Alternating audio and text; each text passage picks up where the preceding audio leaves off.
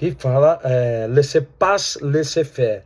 Le monde vai de lui mesmo. Deixa passar, deixa acontecer, o mundo se ajusta por ele mesmo. É o liberalismo econômico, cuja Adam Smith fala da mão invisível, do pêndulo do liberalismo econômico, a lei da oferta e procura, tá? A gente então tem a concepção, mais uma vez, prevalecendo do individualismo, e a riqueza vem por meio do trabalho. E aí a gente vai, na questão política, as monarquias reformistas, os chamados déspotas esclarecidos, cujos conceitos gerais estão, né, no contexto de crise do Estado absolutista, da ação das reformas iluministas, cuja reforma do Estado, esses monarcas incluem princípios iluministas e liberais para não perder a cabeça, como Carlos I lá na Revolução Puritana, tá? Na Guerra Civil Inglesa, e a gente tem o objetivo que é a manutenção das estruturas do poder nessas monarquias reformistas, ou como que é que chama, déspotas esclarecidos. Aí a gente tem em Portugal Dom José I, que põe como seu primeiro Marquês de Pombal, que vai, inclusive, intervir muito no Brasil. Na Áustria, José II. Na Espanha, Carlos III.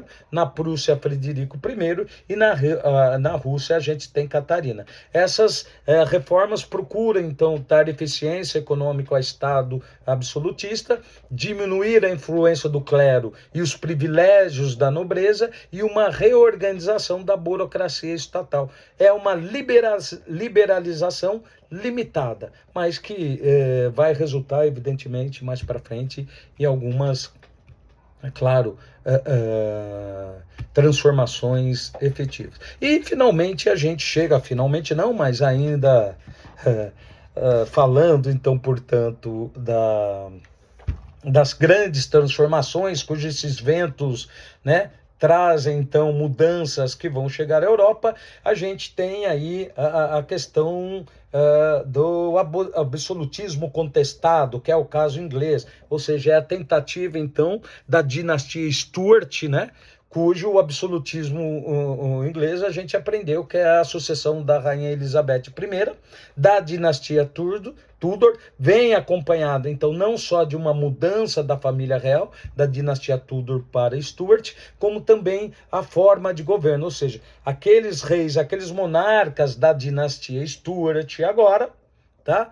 Como Jaime I, que vai governar entre 1603 e 1625, e depois seu filho, né, Charles, que governa entre 625 e 649, tentam exercer um poder, segundo a tradição francesa, daquele absolutismo de Luís XIV, que vai levar à tensão com o parlamento. Vai levar, então, portanto, à guerra civil. Por quê? Porque os Stuarts têm, né, ou melhor, reinam, então, sob um clima de tensão e hostilidades com os diferentes grupos sociais que compõem o parlamento, sobretudo os puritanos, que, como eu falei para vocês, os puritanos são os calvinistas, que são conhecidos como puritanos na Inglaterra, burgueses também, e ele toma uma série de medidas sem consultar o parlamento, como, por exemplo, aumento de impostos, sem respeitar o parlamento, privilegia, então, setores da alta nobreza e uma pequena parte apenas dos burgueses, com concessão de cargos e monopólios, cujos são aquelas companhias da coroa que promove, então, o monopólio do Estado, o intervencionismo do Estado na economia, e vai desagradar dessa forma a maioria da burguesia, como os pequenos proprietários e a população mais pobre da Inglaterra, que vivia ali, então, portanto, um período de alta no preço dos alimentos, de inflação, de aumento da miséria, tanto nos campos e nas cidades, e ele aí contraria, então, a tradição de tolerância religiosa que que Elizabeth I havia garantido, né, e tenta impor novamente o anglicanismo, ora o catolicismo, ou seja, os calvinistas, os presbiterianos, né, passam a ser perseguidos. E em 1628, então, né, como medida para controlar, portanto,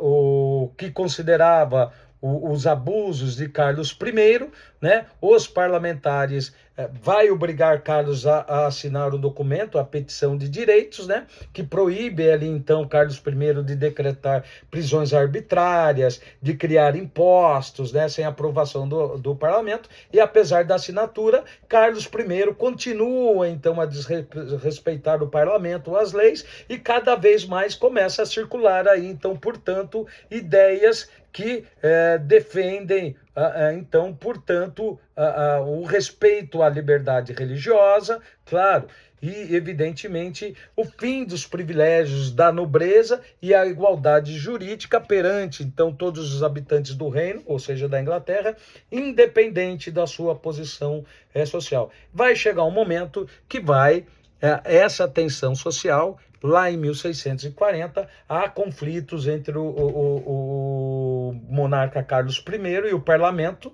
que não tem mais volta, ou seja, o rei manda, então, Carlos I manda prender líderes do parlamento, que faziam oposição, e alguns parlamentares aí declaram guerra ao rei.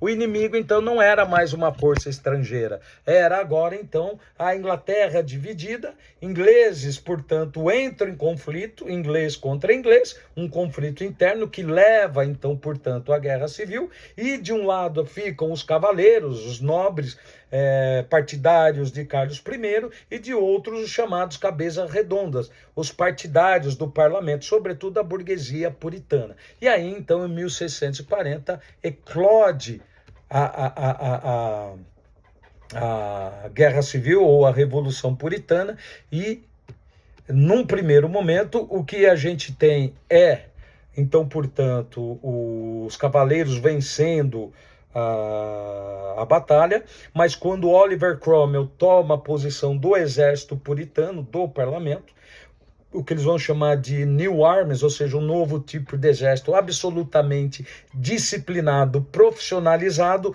começa a virar o jogo, e aí a gente tem, então, a vitória dos parlamentares, dos puritanos, sobre Carlos I, e uma vez Carlos I derrotado, ele é subjugado, ele é submetido a julgamento, condenado, então, por uma corte instalada pelos parlamentares, e em 30 de junho de 1649, Carlos I é decapitado em frente ao palácio, e aí a gente tem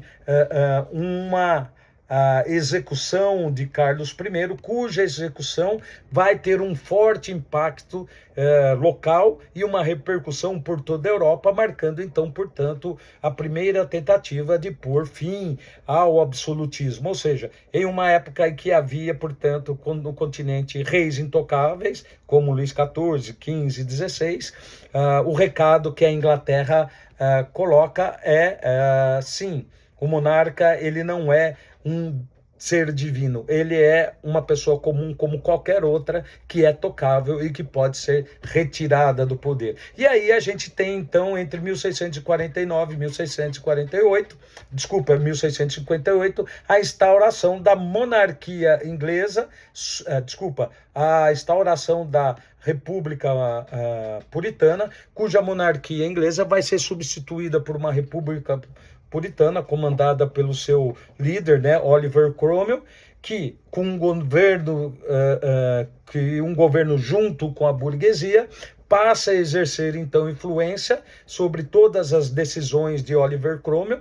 Oliver Cromwell, uma hora ele vai ser déspota, ele vai praticar o terror, uma hora ele atende a burguesia, mas como na maior parte ele atende a burguesia o mantém ali. O que a gente tem então, a implementação de um governo como base na república que remete à Roma Antiga, quando os patrícios, né, concentravam poder no Senado, tá? E assumiam, então, o controle da cidade, buscando estabelecer aí uma república, ou seja, reza a coisa res coisa e pública o povo, ou seja, administração para o povo. E qual é um dos primeiros atos, ou uma das principais providências que Cromwell vai tomar, que é aquela questão que eu falei para vocês, que começa a reunir condições aí na Inglaterra para que a Revolução Industrial ocorresse ali.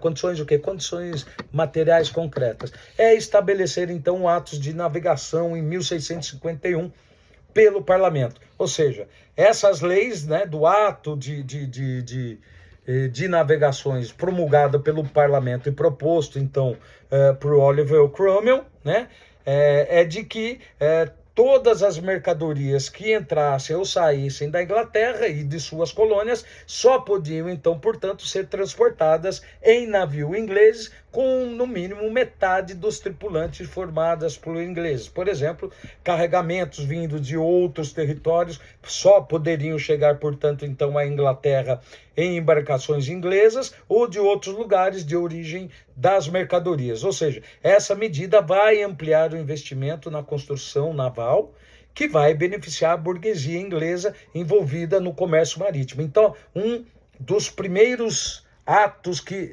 fortalece a burguesia na Inglaterra, além, né, do confisco dos mosteiros e das terras comunais da Igreja Católica por Henrique VIII, que vai vender, então, essas terras para a nobreza e para a burguesia, os atos de navegação também é uma legislação que favorece não só, então, portanto, a construção naval inglesa, mas, sobretudo, a própria burguesia inglesa. Então, Cromwell recebe aí o título de Lord Protetor da Inglaterra, estabelece uma relação meio conflituosa com o parlamento, né? Ora ele convocava e compartilhava a aprovação das leis, ora ele fechava o parlamento, o governo sozinho, e como um déspota acabava governando sozinho. Só que na maior parte, né, os parlamentares ofereceu menos resistência a Cromwell porque ele estava fechado com a burguesia. Então o governo, ou seja, o governo de Oliver Cromwell, vai atender aos interesses burgueses e dos pequenos proprietários ingleses. Aí começa, né, reunir, então, portanto,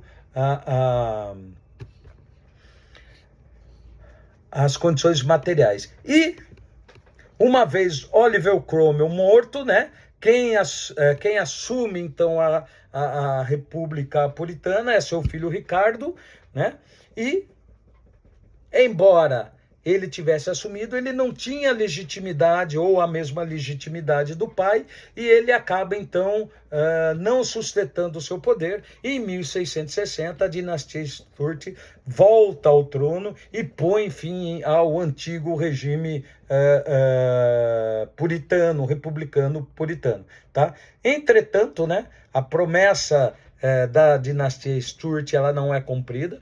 Carlos II, então, que governa entre 660 e 685, seu sucessor, também James II, adota absolutamente a mesma postura de seus antecessores e tomam medidas que contrariam as opiniões do parlamento, sobretudo da burguesia, além de tentarem, né, estabelecer o catolicismo como religião oficial. Tá? Então, a possibilidade, por exemplo, de James II oficializar o catolicismo é levada, é avaliada pelos parlamentares como, por exemplo, uma ameaça à população protestante inglesa. Somado, então, portanto, ao descontentamento do autoritarismo de James II, o parlamento decide, portanto, depor o rei em nome da segurança pública ou da religião da nação, né, da segurança política religiosa da nação, e os parlamentares declaram que o novo rei da Inglaterra seria, né, o seu genro, ou seja, o genro de James II,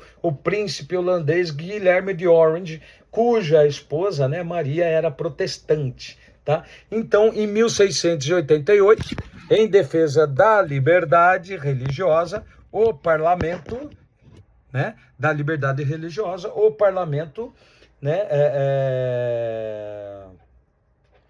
leva ao poder Guilherme de Orange, que aceita invadir a Inglaterra com suas tropas para depor, então, James II.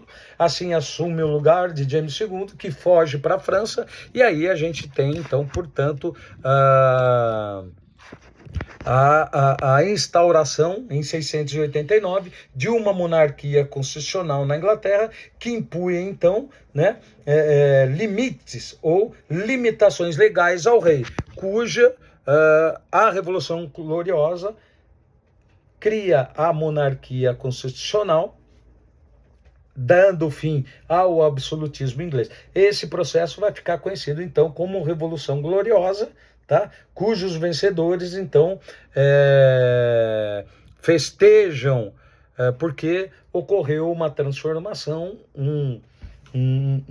o fim do absolutismo e a criação da monarquia absolutista, da monarquia constitucional, desculpa, sem confrontos e sem mobilizações de caráteres populares, cujo Guilherme II foi obrigado a assinar e a cumprir a Declaração dos Direitos, né? A chamada Bill of Rights, em 1689, onde ficou estabelecida a supremacia do parlamento, ou seja, o parlamento é que controlava o rei. Então, fica conhecida a segunda revolução ali, a Revolução Gloriosa. Lembrando, hein, que a Revolução Puritana, então, portanto, é a primeira revolução que se estabelece uma tentativa do fim do absolutismo na Inglaterra, mas que é absolutamente violenta. Então, o que a gente tem aí com a declaração, então, da monarquia constitucional na Inglaterra, a lei acima do rei definitivamente. Então, por exemplo, a gente tem aí o habeas corpus, cujo habeas corpus é um instrumento jurídico que garante, então, a liberdade daqueles de se manifestar sem ser preso arbitrariamente ou de fazer a sua defesa em liberdade, né? Além de, evidentemente, de garantir o ir e vir. Então, dentro da monarquia constitucional, tem algumas as coisas que são estabelecidas aí. Era ilegal o direito da autoridade real de suspender as leis e a execução delas, o rei não poderia mais, então, criar impostos sem a concordância do parlamento, os súditos poderiam fazer solicitações aos reis sem que fossem presos por isso a importância do habeas corpus. As eleições, então, para os membros do parlamento deviam ser livres, liberdade de expressão deveria ser garantida, processos parlamentares não poderiam ser pedidos, então, nem discutidos em qualquer tribunal ou lugar que não fosse o parlamento, e os tribunais de justiça, então, não poderiam aplicar, portanto, penas excessivas ou severas. E o rei, né, não poderia, portanto, arrecadar recursos sem consentimento do parlamento. O que a gente tem aí é, evidentemente, o fim do absolutismo na Inglaterra. Tá? E aí, a gente agora já vai caminhando um pouco mais para o fim da aula, e a gente fala da Revolução Francesa, a chamada mãe de todas as revoluções, porque aqui, efetivamente, é o exemplo de maior poder soberano da Europa no período aí, ainda que aqui estejamos falando de Luís XVI, tá? A gente está falando da França, cuja a Revolução Francesa, com os seus princípios iluministas, propõe, então, uma nova forma de organização política para o mundo. A sociedade francesa, então, no século XVIII, ela está fundamentada numa estrutura hierárquica organizada em torno de 3 estamentos, tendo, né, no seu topo a realeza, e o estamento é um grupo de pessoas com uma função social determinada, com pouca ou nenhuma mobilidade social. Ou seja, a gente está falando aí, então, do Estado absolutista francês de estrutura feudal em Luís XVI. E quais são essas 3 ordens dos estamentos? Seriam 3 estados. O primeiro estado, então, portanto, que correspondia a cerca de 0,5% da população francesa, era composto, então, por aqueles membros lá, clérigos, né, da Igreja Católica, o alto clero, o baixo clero, eram dispensados, então, de tributos, tinha um fórum privilegiado e controlava as instituições de ensino, além de possuir propriedades rurais e urbanas. enquanto o alto clero desfrutava de regalias, o baixo clero vivia com menos recursos e via com simpatia, portanto, algumas ideias iluministas. Lembrando, gente, tá? Que a França, nesse período, está em crise econômica, dívida pública exorbitante, cujo a receita, por exemplo, do Estado francês era 73%, né, de recolhimento de impostos, como Corvéia e Itália, dos camponeses, tá? Então, os camponeses eram o que mais sofriam, né, os tributos eram privilégios da nobreza de recolher dos camponeses. Então, ainda nessa estrutura feudal, os camponeses estavam presos à terra por meio, né, dos nobres, que pilhavam, então, as riquezas dos camponeses. O segundo estado, então, portanto, era composto por 1,5% da população francesa, né, e quem fazia parte, então, desse segundo estado era a nobreza, que, como eu falei para vocês, desfrutava de grandes privilégios, como isenções tributárias, fórum privilegiado também, recebimento de pensões e a possibilidade, então, de recolher impostos, como eu falei para você, Itália e Corvéia. Tinha dízimo da igreja, tinha tostão de Pedro, tinha uns 7, 8 impostos aí que pilhava toda a riqueza produzida pelos camponeses. E alguns membros desse grupo, como eu falei, participavam, né, das atividades administrativas da corte, do Estado absolutista francês, e uma minoria, então, ainda se dedicava à economia rentável. Por exemplo, parte do segundo estado almejava uma participação política mais efetiva, aproximando a França, então, de uma organização mais parlamentar, como na Inglaterra. E, por sua vez, o que a gente tem aí no terceiro estado, então, portanto, é aquela população que compõe cerca de 98% dos franceses, a burguesia mercantil, né, enriquecida com os negócios, então, no exterior, com as manufaturas, os banqueiros, pequenos e médios proprietários, comerciantes, advogados, médicos, trabalhadores urbanos, que são os sans-culottes, e os camponeses, cuja é a população mais pobre da França, tá? Esse grande grupo aí, então, estava ligado a setores econômicos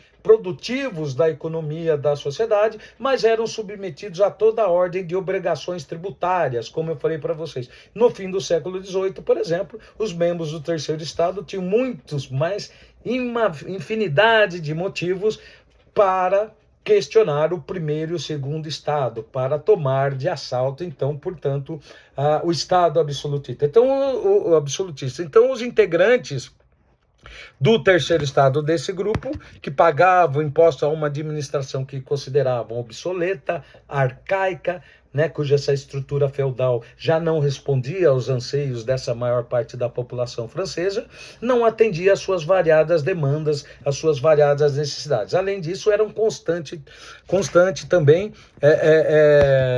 excluídos das rígidas regras sociais da França absolutista, ainda que o burguês pudesse casar com uma mulher da nobreza. Em determinados momentos de festa, ele não poderia almoçar com a nobreza, deveria almoçar com os serviçais na cozinha, para você ter uma ideia. E quais são os antecedentes aí da Revolução Francesa, né? A gente tem aí, então, a Revolução Francesa, cuja o absolutismo está em crise, como eu já tinha falado para vocês, crise econômica, tá? Oposição da burguesia, então, a esse estamento, difusão das ideias iluministas e descontentamento popular, cuja sociedade de ordens, né, do clero, alto clero, baixo clero, a nobreza, enquanto nobreza tradicional, a nobreza de toga, aquela que fazia parte, então, da administração da corte, e o terceiro estado, que era composto por camponeses, sans-culottes e a própria burguesia, cuja crise econômica e social estava baseada em péssimas colheitas, que levou à miséria e fome por conta de crise climática, altos gastos com criação lá, né, ainda atrás do Palácio de Versalhes. Então eram festas luxuosas, estrondosas e privilégios da corte para a nobreza, essa nobreza tradicional, a nobreza de toga, cujos altos gastos também estavam implicados com guerras e resistência às reformas, que vai levar então a uma dívida pública gigantesca, cujo déficit público aí será um dos grandes motivos para que a Revolução Francesa acontece. Bom, então, uma vez essa conjuntura de crise econômica social aumentando a tensão entre esses três estados, é convocado os Estados Gerais em 1789, 1792, cuja a Assembleia dos Estados Gerais não era convocada desde 1614, tá? E os Estados Gerais, então, propõem uma Assembleia Constituinte que vai levar, então, num primeiro momento, ao impasse. Por quê? Porque os votos na Assembleia, né, Constituinte dos Estados Gerais era individual. Então tinha um voto do primeiro estado, outro do segundo estado, que votavam junto, e o do terceiro estado. Já logo de início tem esse impasse, cujo o terceiro estado vai propor voto individual. Por quê? Porque o terceiro estado, então, tem a maior parte da população, e esse voto individual seria, então, portanto, um voto que daria a vitória. A gente tem resistência, então, por parte de Luís XVI, a própria nobreza e o clérigo, e a gente tem depósitos de armas e munições, prisão no símbolo, né, do antigo regime, que é a queda da Bastilha, e grandes mobilizações populares, né, no campo e na cidade, que vai levar à queda da Bastilha em 14 de julho de 1789, e em agosto desse mesmo ano a gente tem a Declaração dos Direitos do Homem e do Cidadão, tá? Cuja Declaração dos Direitos do Homem e do Cidadão tem incluso nele o direito à liberdade, igualdade perante a lei, propriedade, né, direito à propriedade civil, e a Constituição Civil do Clero, ou seja, confisco dos bens do clero, né, submissão da Igreja ao Estado, e que vai culminar na Constituição de 1791, que implementa também uma monarquia institucional com voto censitário. Veja, nós estamos falando de dois grupos políticos na Revolução Francesa que estão disputando o poder. Agora nós estamos falando dos girondinos, que representa a alta burguesia, tá? O sistema financeiro, os banqueiros, os industriais. Depois nós vamos falar dos jacobinos. E, evidentemente, uma vez implementada a monarquia constitucional, cujos girondinos preferiram por uma monarquia constitucional do que decapitar Luís XVI, vai levar então à fuga da prisão de Luís XVI, vai reunir, por exemplo, lá fora, Reino da Espanha, da Prússia, tá? Da Inglaterra, a contra-atacar a Revolução Francesa, porque eles temiam, então, portanto, que esses princípios revolucionários franceses se espalhassem pela Europa. Aí a gente, então, tem a proclamação da República, a vitória da França sobre, né, os demais invasores estrangeiros, e, consequentemente, aí a gente tem o processo revolucionário francês, tá? Ocorrendo. O que a gente tem em relação à crise econômica que eu falei para vocês, né, as regras sociais. Olha só, por exemplo, a questão do orçamento do Estado absolutista francês. A gente tem aí o Estado absolutista francês de 1789, cuja receita 73% são dos impostos, 2% de loterias reais e receitas diversas correspondendo a 20%, 25%.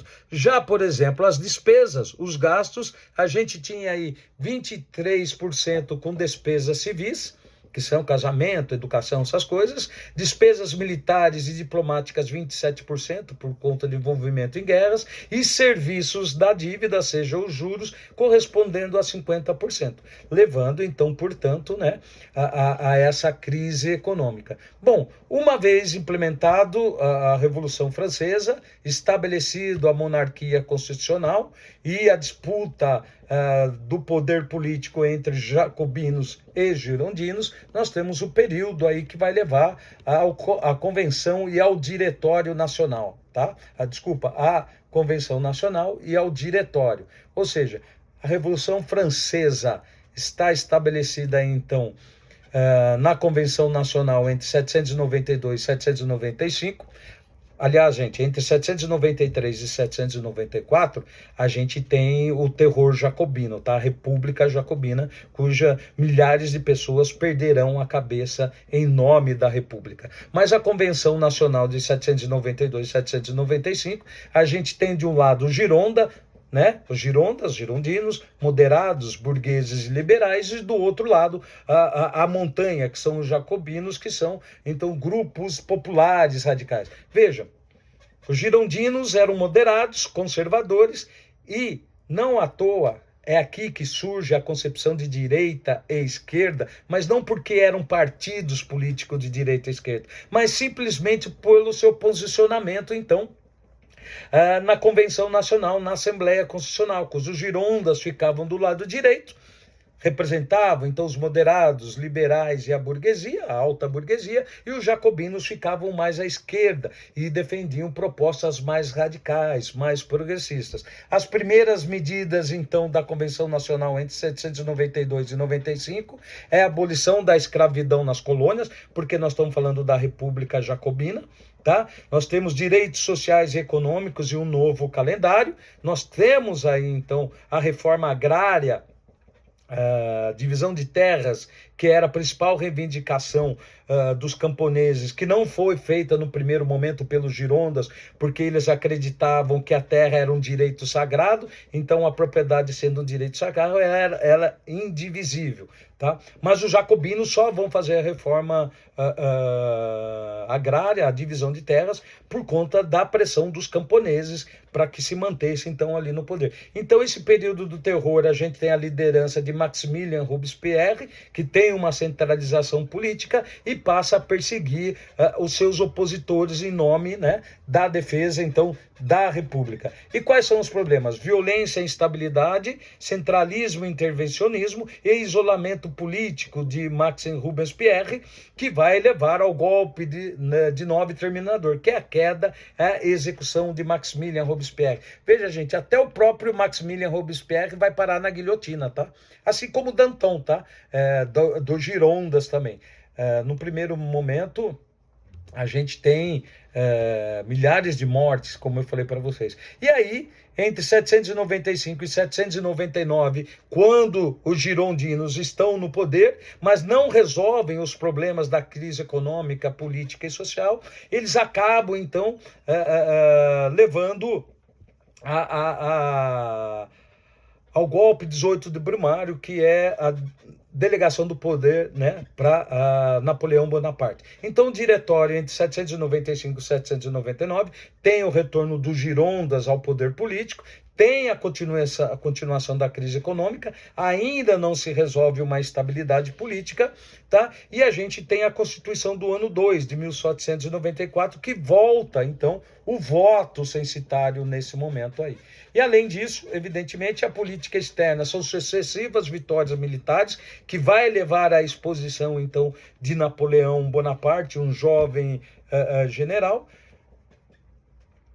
defesa, então, do governo revolucionário francês e a ascensão desse jovem general Napoleão. E que leva, como eu falei para vocês, ao golpe de 18 Brumário, cujo Napoleão Bonaparte, né, centraliza o poder com autoritarismo, com apoio da burguesia mais exército. Então, o golpe de 18 de Brumário, gente, na verdade, nada mais é a incapacidade da alta burguesia que promoveu a Revolução Francesa de resolver a instabilidade política que se encontrava antes a Revolução Francesa e a própria crise econômica, que delega agora a um déspota esclarecido, Napoleão Bonaparte, né, que por meio de um plebiscito ali vai se tornar primeiro cônsul e depois vai se tornar primeiro cônsul dentro, né, da questão do diretório e vai, por meio de um plebiscito, se tornar imperador, cuja população, tanto mais pobre e a alta burguesia,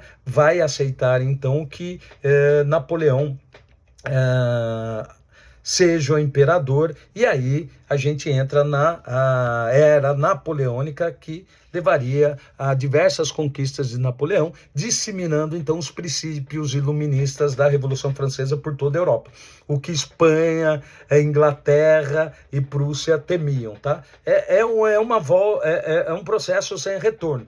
Embora o Congresso de Viena de 1815 forme a Santa Aliança desses reinos para tentar reorganizar o mapa político da Europa, para dar a estabilidade política voltando ao antigo regime, uma vez o processo revolucionário francês acontecendo, não tem mais volta. E aí a gente chega então à independência dos Estados Unidos. Veja, gente, a independência dos Estados Unidos acontece em 1776, antes da Revolução Francesa, cujos princípios iluministas e liberais da Revolução Francesa vão atravessar o Oceano Atlântico e, evidentemente, se instaurar nas 13 colônias da Inglaterra, lógico, adequando-se então aos interesses da elite colonial, cujos filhos foram estudar na Europa e tiveram, então, contato com obras e pensadores iluministas, Rousseau, Voltaire, Montesquieu, John Locke, tá? Então, o que a gente tem aí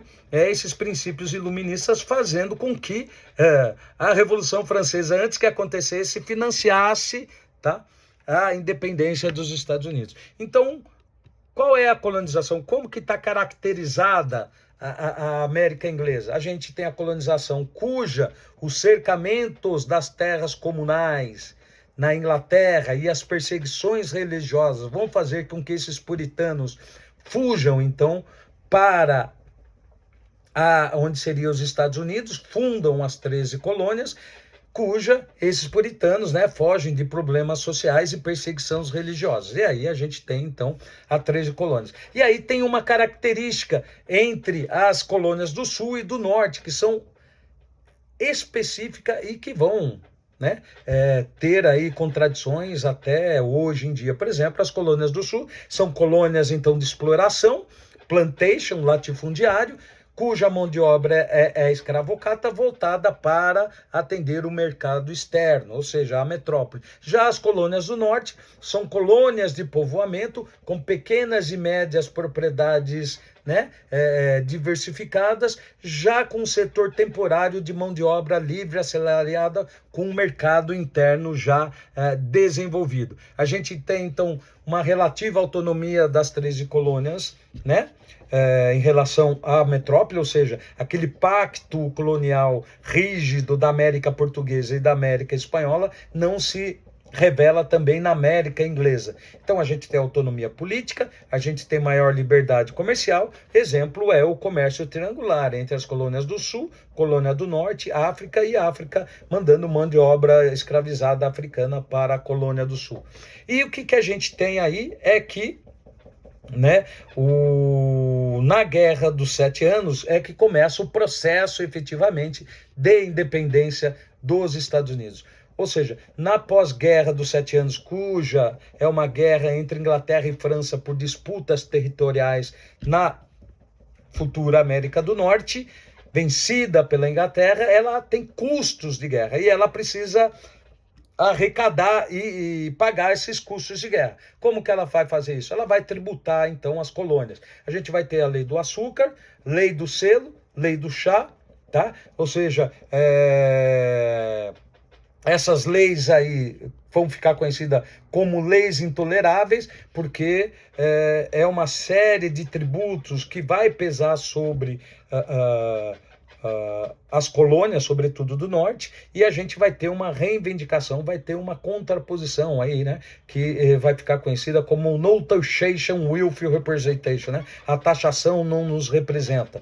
E a questão da lei do chá vai levar, então, os colonos americanos ao Boston Party, que é, evidentemente, uma manifestação no porto de Boston, cuja eles vão, inclusive, muitos de indígena, e começam a despejar, então, as mercadorias no mar, tá? E aí vai levar, então, a um conflito com tropas inglesas, que vai levar, com financiamento agora da França, à vitória dos colonos sobre a Inglaterra. E aí a gente tem o que a gente chama do nascimento, então, né, dos Estados Unidos, com o primeiro e segundo Congresso da Filadélfia. Tem a Declaração da Independência em 4 de julho de 1786, cuja Thomas Jefferson, o primeiro presidente, tem inspiração luminista, portanto, na Declaração de Independência, que leva à Guerra de Independência, né? Inglaterra e 13 colônias, como eu falei para vocês, com apoio francês. A gente vai ter a vitória, então, das 13 colônias, vai ter aí o Tratado de Paris, que consolida, então, a independência dos Estados Unidos, e aí a gente tem, então, a Constituição elaborada dos Estados Unidos. Veja, gente, eu falo mais de uma forma geral, para não entrar muito em detalhes, algumas batalhas, por exemplo, que tem da Guerra de Independência. Alguns vão falar que é a Revolução Americana, porque ela tem essa característica de revolução, porque é a primeira colônia que se volta contra a metrópole e se torna independente, tá? Então, o que a gente tem aí né, essas ameaças, então, à autonomia das 13 colônias por essas leis aí, como, por exemplo, eu falei para você, lei do açúcar, tributação sobre a compra e venda de açúcar e derivados, né, lei do selo, todo material impresso deveria ter, então, expedido e vendido o selo da coroa, né, das autoridades inglesas, e o lei do chá, que é o monopólio inglês, né, do comércio do chá nas colônias da América do Norte, que vão ser, né, que vai levar à proibição do comércio e revenda do produto pelos colonos, tá? A reação inglesa é o que a gente fala aí, ó, as leis intoleráveis, fechamento do porto de Boston, até o pagamento dos prejuízos por causa do Body Part de Boston, né, por conta da manifestação no porto de Boston, e o aumento da presença militar inglesa nas colônias, que vai levar efetivamente ao conflito e à independência dos Estados Unidos. Gente, ficou 2 vídeos, tá? Porque no primeiro lá eu dei pause porque eu tinha me confundido, mas eu vou editar só esse pedacinho que inicia com esse segundo vídeo aqui, tá? Qualquer coisa, em abril eu tô aí, ou pode mandar mensagem para mim que eu explico com mais profundidade e com mais calma, tá? Aqui é uma aula que eu vou acelerando, vou falando, pode ser que eu pule e deixe algumas dúvidas, tá bom? Tchau, tchau, bom dia, boa noite ou boa tarde.